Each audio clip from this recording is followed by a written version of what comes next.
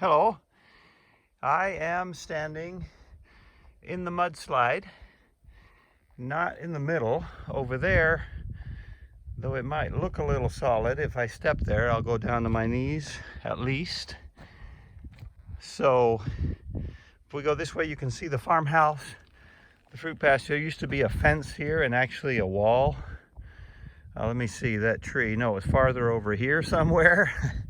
No longer here. You can't even see the green gate from here.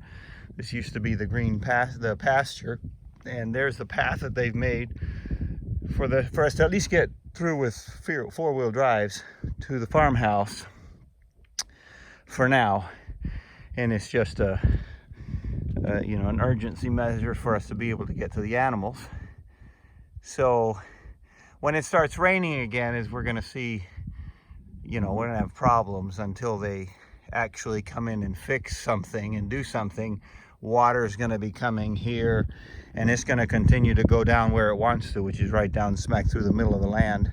It took out all kinds of barbed wire fencing here and over there, and like I say, you can't even see the entrance to the farmhouse.